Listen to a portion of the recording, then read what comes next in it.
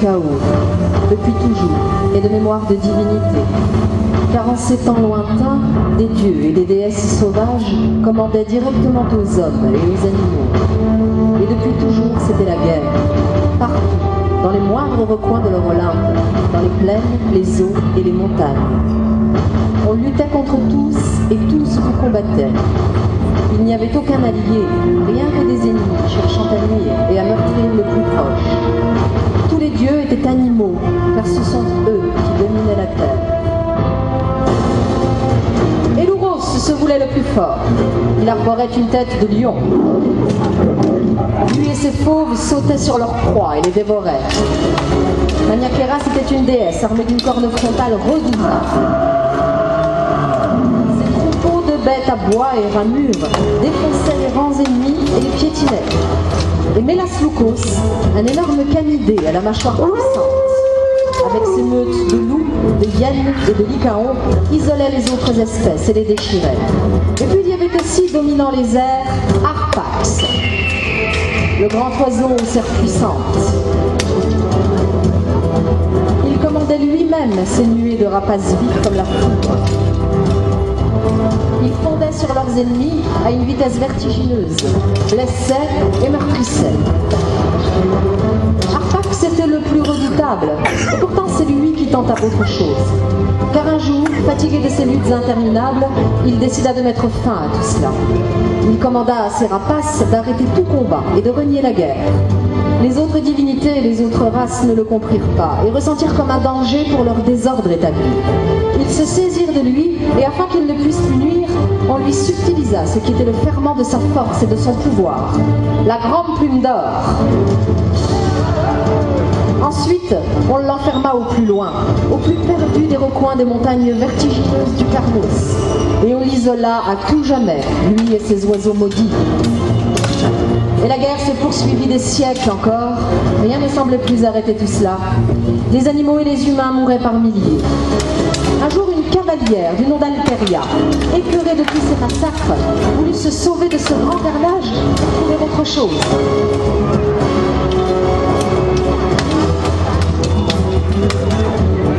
Elle parvint à s'enfuir, mais fut poursuivie par les divinités du chaos. Baradoc, son fidèle écuyer, ne tarda pas à la suivre. Traqués pendant longtemps, ils parvinrent cependant tous deux à les distancer. Et Alteria arriva bientôt dans un lieu étrange.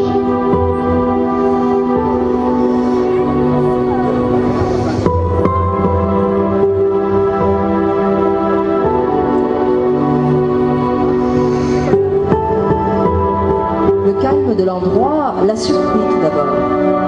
L'air y était plus léger, accompagné de senteurs suaves et douces, totalement inconnues d'elle.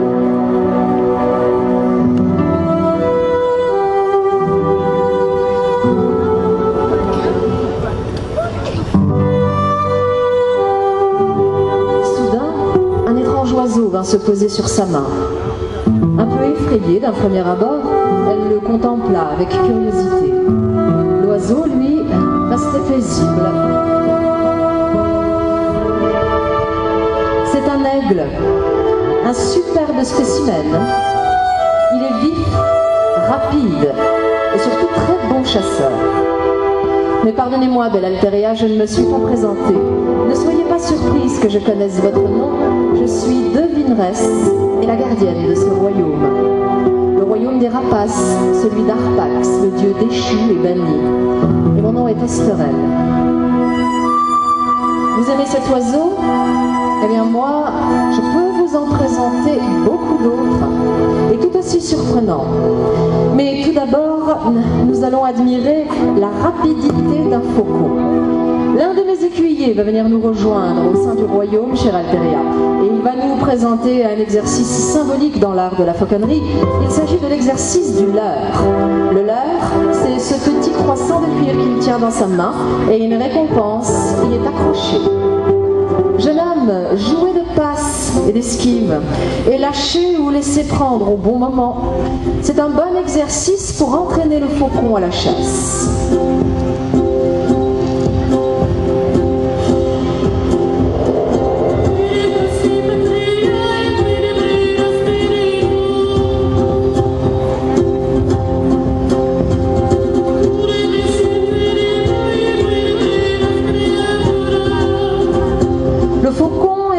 oiseau très rapide.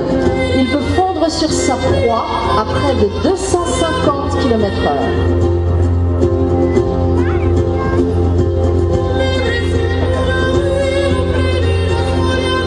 Il est également la figure emblématique de la fauconnerie, à laquelle d'ailleurs il a laissé son nom.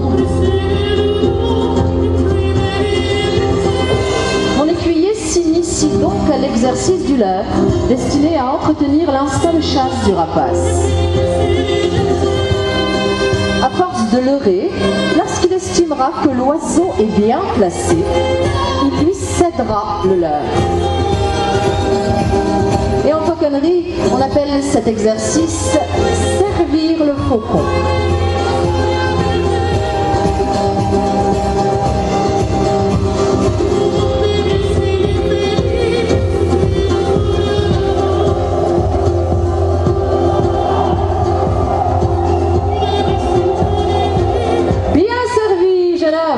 Félicitations. Alteria, je pense que vous pouvez être fier de mon écuyer.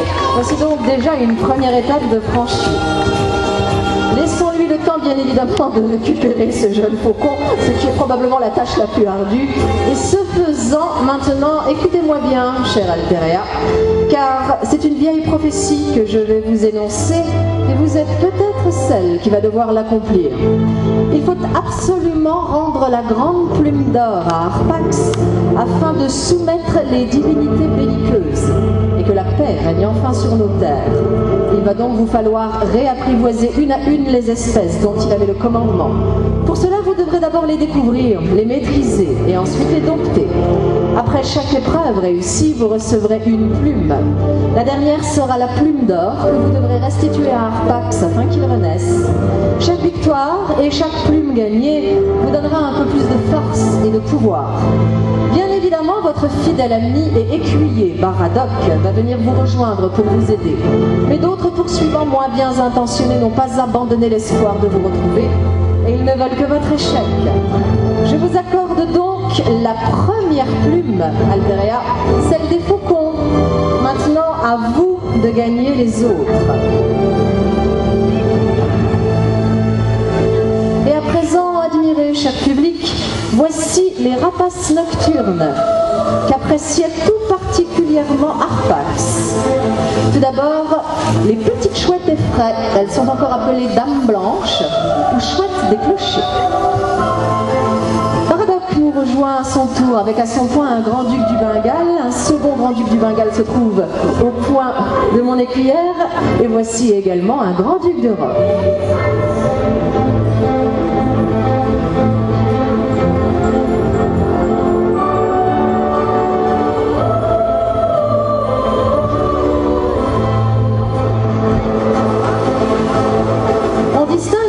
Des chouettes par le pinceau de plumes qu'ils portent de chaque côté de leur tête. On appelle cela des aigrettes. Chouettes et hiboux sont d'ailleurs capables de faire presque volte-face avec leur tête. Et chère Alteria, soyez la bienvenue, c'est bien une chouette que vous nous présentez là.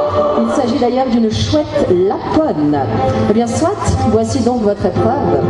Vous allez devoir maîtriser cet oiseau jusqu'à ce que mes écuyers aient décidé de quitter le royaume.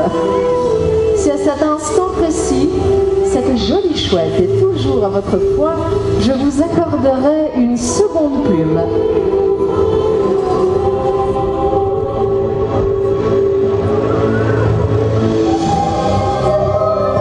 Du temps où il combattait, Arpax se servait régulièrement des rapaces nocturnes pour effrayer ses ennemis, grâce à leurs cris lugubres et perçants.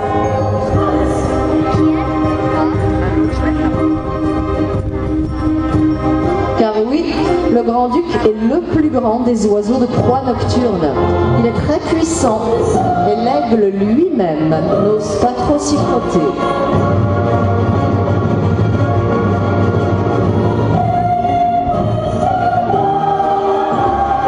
Il est la figure emblématique de la divinité lunaire, symbole de la sagesse.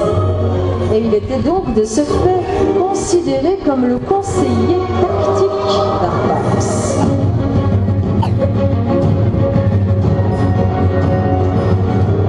Mais en en réalité, ce prédateur aux serres très puissantes est un hôte paisible de nos forêts. Il chasse des lièvres, des rongeurs et parfois même quelques renardeaux. Eh bien, jeune fille, il semblerait que votre grand-duc du Bengale ait décidé de se cacher afin que le public ne l'aperçoive pas, peut-être. Je pense que c'est peine perdue, nous l'avons tous vu. Nous t'avons repéré, jeune grand-duc. Si vous le souhaitez, jeune fille, étant donné que vous êtes sur votre fidèle destrier, peut-être que l'un de mes écuyers peut venir vous aider à le récupérer. Il semble quelque peu effrayé. Oui. Y aurait-il une âme charitable qui va bien descendre au sein du royaume et aider cette ravissante jeune fille?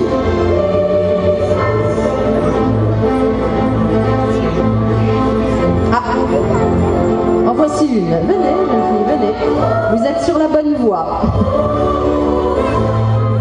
Eh bien, merci malgré tout. C'était une belle tentative, mais il a préféré rejoindre le point de ma cavalière. Je vous laisse donc aller, Alteria. Je vous félicite une fois de plus. Vous avez parfaitement su maîtriser cette épreuve. Voici donc la plume des rapaces nocturnes. Et maintenant, caracolez avec votre chouette. Peut-être pourrez-vous communiquer avec son dieu. Allez donc faire connaissance et prenez votre temps, car c'est maintenant à nouveau au tour de mon écuyer d'accomplir une épreuve à votre place.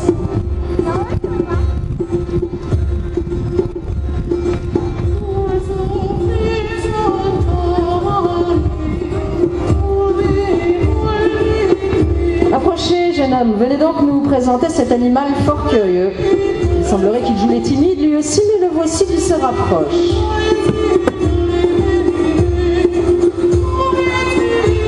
Et le voici, ce rapace fort curieux. Il s'agit d'un serpentaire et il nous vient des lointaines contrées du sud.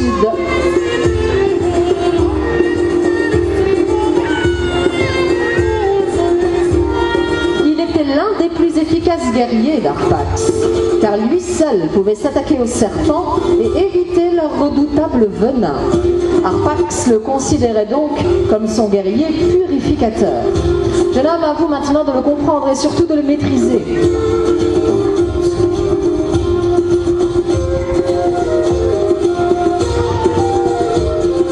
C'est un rapace, et pourtant il chasse en marchant jusqu'à 7 lieues par jour.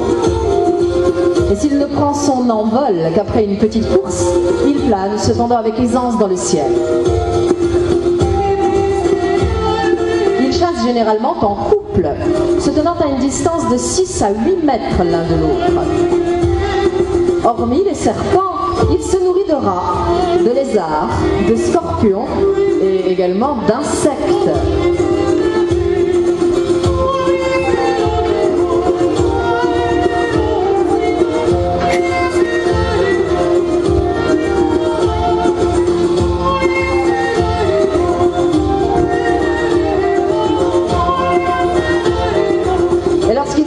Un gros serpent, eh bien généralement il déploie ses ailes pour l'impressionner. Sa victoire est d'ailleurs quasi certaine, car le serpent a bien peu de chances de pouvoir le mordre à travers son plumage épais. Le coinçant avec sa patte, le serpentaire achève sa victime d'un coup de bec en lui cassant les vertèbres. Il semblerait qu'aujourd'hui, la belle n'est pas l'âme chasseresse. Nous allons donc lui pardonner. Et vous félicitez, jeune homme, vous avez malgré tout fait les efforts qui étaient dus au rang de notre belle Alteria. Et nous avons eu grand plaisir à faire connaissance avec ce joli serpentaire dont bien évidemment, Alteria, je vais malgré tout vous accorder la plume. Mais pressons-nous maintenant, car ce sont de grandes chasseresses qui vont nous rejoindre. Et celles-ci vont arriver bien plus nombreuses. Voici d'ailleurs les premières d'entre elles, il s'agit des buses de Harris.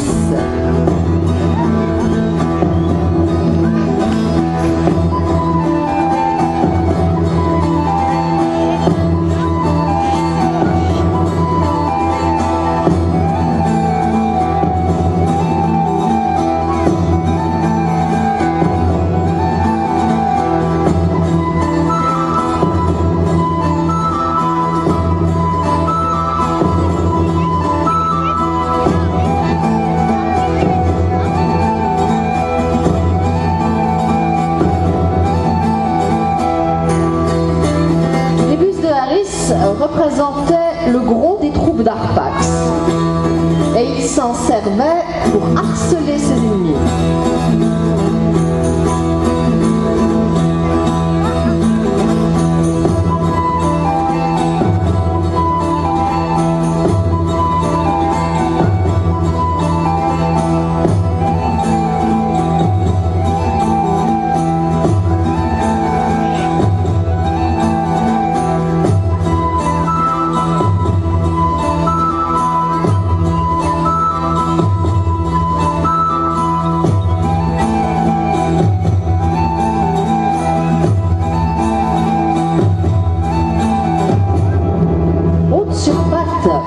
Et chassant souvent en groupe, les bus de Harris sont capables de débusquer de grosses proies en sous-bois. Ensuite, elles n'ont plus qu'à les poursuivre.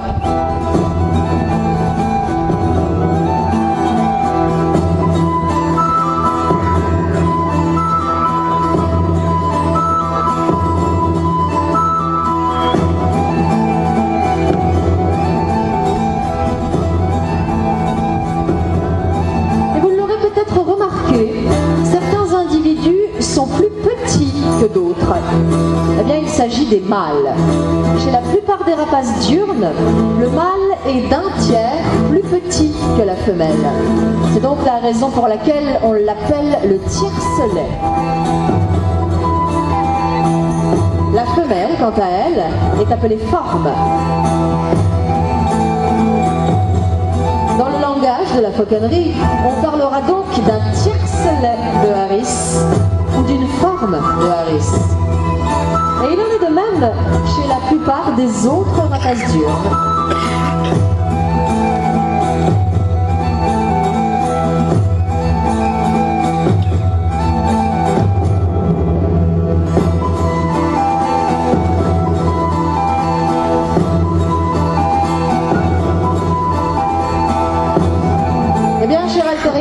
Je pense que le dur rapace aurait apprécié votre démonstration, ainsi que celle de mes écuyers, bien sûr.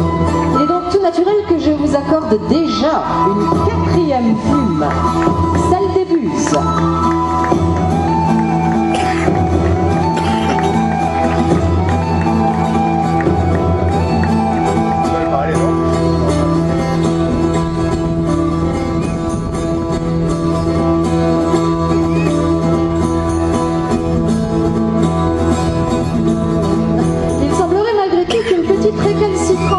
Soit restée parmi nous. Nous allons donc patienter le temps qu'elle ait retrouvé ses foyers. Et voilà qui est chose faite, mon écuyer s'en est chargé.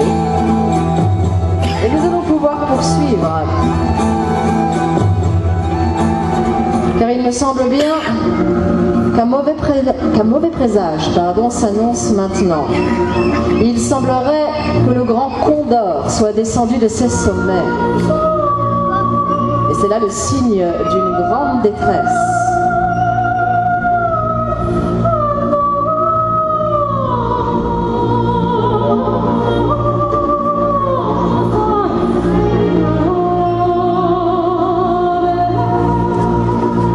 Le Condor des Andes vit à une altitude de 3000 à 5000 mètres et également sur de hautes falaises en bord de mer.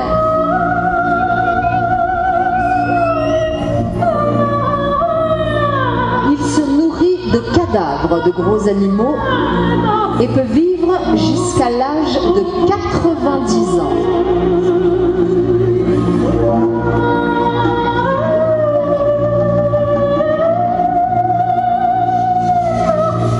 Arpax s'en servait comme gardien de ses frontières.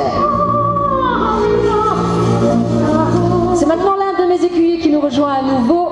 Ce jeune homme tient dans sa main un traîneau. Le traîneau, c'est cette pièce de cuir sur laquelle est accrochée une proie. Nous allons donc vous offrir l'occasion, cher public, d'admirer une chasse au traîneau. C'est l'un de nos aigles qui va l'effectuer pour vous. Le temps à lui de prendre place tout en haut de la passerelle. Et je pense que nous allons pouvoir nous exécuter. L'un de mes écuyers, bien sûr, s'y attelle d'ores et déjà. Mais que se passe-t-il? Les guerriers du chaos vous ont retrouvé. Prenez garde qu'ils ne fassent l'épreuve à votre place. Tout serait perdu.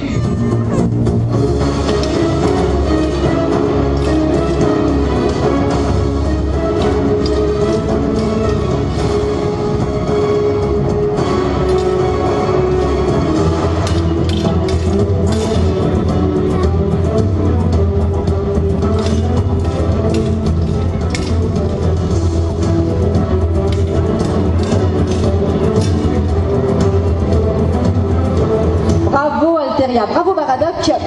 Les lâches battent en retraite. Nous allons maintenant poursuivre car notre aigle s'impatiente tout en haut de la passerelle.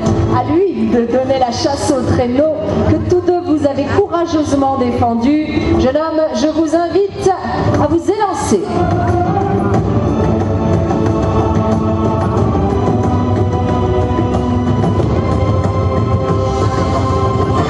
Et l'aigle s'élance à son tour.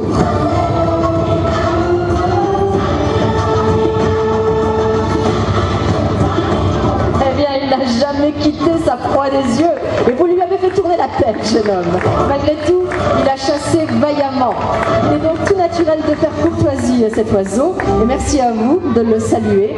Faire courtoisie à un oiseau dans le langage de la fauconnerie, c'est tout simplement le laisser déguster le fruit de sa chasse.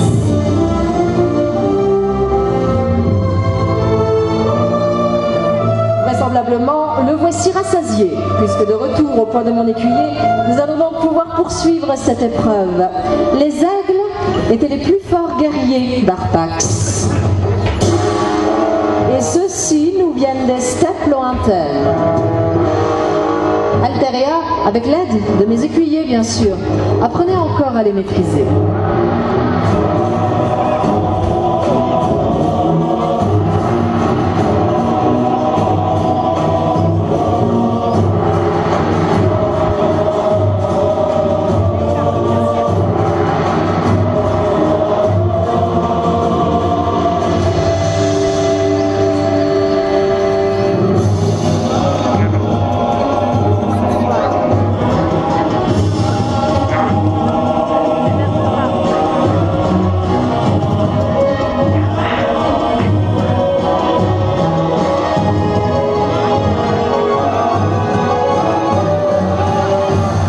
Les steppes sont originaires d'Asie centrale.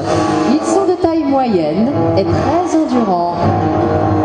Alteria, c'est un jeune individu que vous a confié la Arpax. Je pense qu'il a rarement eu l'occasion de voir autant de bondes réunies en un seul et même lieu. C'est la raison pour laquelle nous allons nous en tenir là pour aujourd'hui.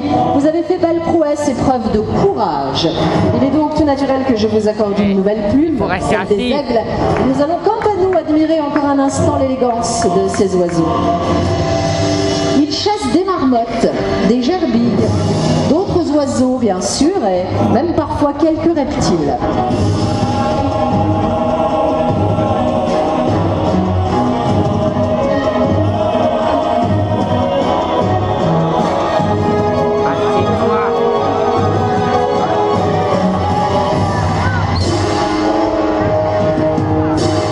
Quant aux plus jeunes d'entre eux, eh bien, généralement, ils chassent peu. Ils préfèrent voler de la nourriture à d'autres prédateurs. Ou bien encore dépecer une carcasse en compagnie des vautours.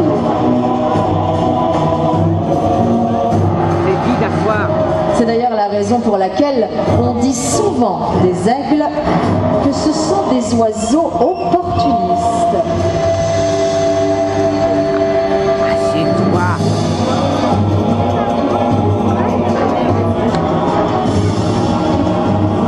Et c'est maintenant l'aigle impérial qui est sorti à son tour de son refuge. Il est par excellence le roi des oiseaux. Et il est aussi considéré comme le transmetteur des volontés divines, donc d'Arpax lui-même. L'aigle impérial nous avertit ainsi que la grande confrontation approche, car il est également considéré comme étant voyant et divinateur.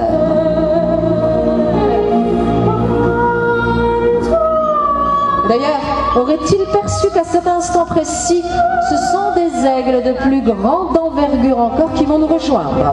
Certains vont venir se poser délicatement sur le coin de mes écuyers, tandis que d'autres vont prendre leur envol du haut des passerelles. Voici les pigargues.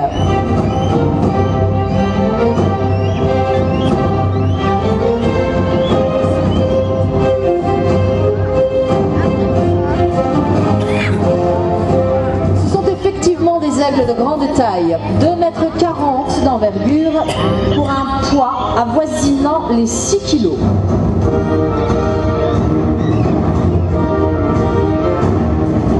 On les nomme pigargues ce n'est qu'à l'âge adulte, vers 4 ou 5 ans, qu'ils acquièrent leur plumage définitif. Les plus jeunes d'entre eux, vous les reconnaîtrez donc aisément, ce sont ceux qui possèdent le plumage le plus sombre.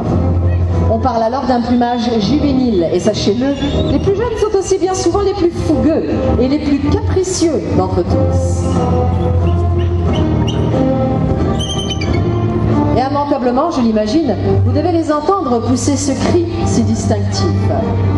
Eh bien, ce cri symbolise tout simplement la revendication de leur territoire, ou bien encore parfois la capture d'une proie.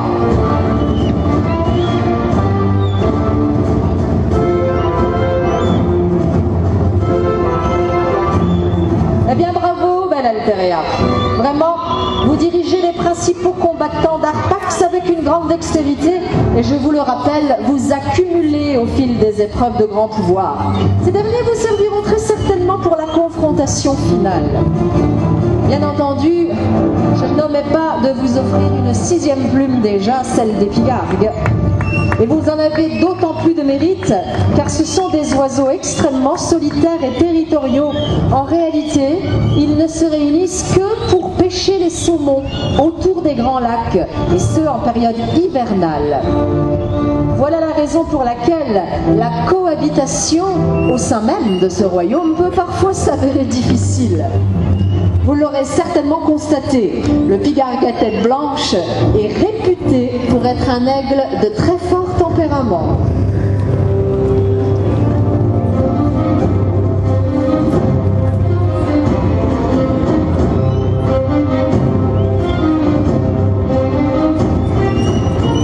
Et tandis que le dernier de nos pigargues s'élance, Alteria, je vous vois déjà tapis dans l'ombre, et cela tombe bien, car c'est justement de vous dont j'ai besoin.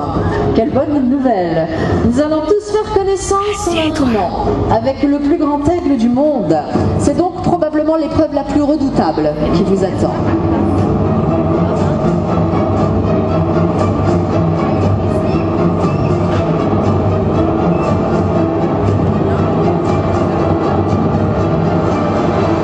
Il ne saurait tarder à se montrer. Pour le moment, il joue les timides. Voici le bien nommé géant de Stellaire.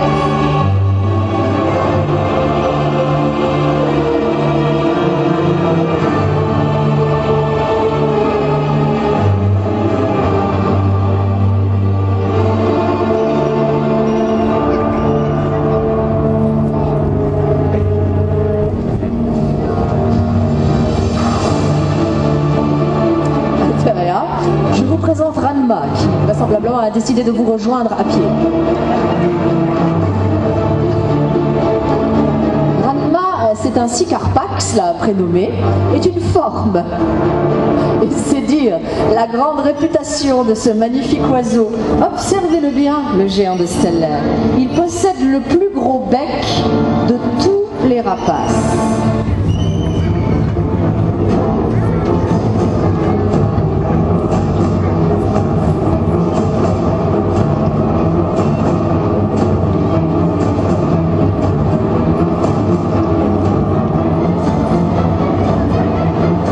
Il semblerait que pour le moment, Ranma ait décidé de nous offrir une magnifique démonstration de sa démarche chaloupée. Mais je le souhaite, elle nous montrera également qu'elle peut voler. Cela ne saurait tarder, rassurez-vous, le temps à elle maintenant de rejoindre ce charmant jeune homme. Je préfère vous prévenir, Alteria, elle préfère généralement la compagnie des jeunes hommes à celle des dames. À vous donc d'être plus têtue qu'elle, car elle est dotée d'un sacré tempérament. Et pour la connaître un peu, je puis vous affirmer qu'aujourd'hui, elle a décidé de nous narguer.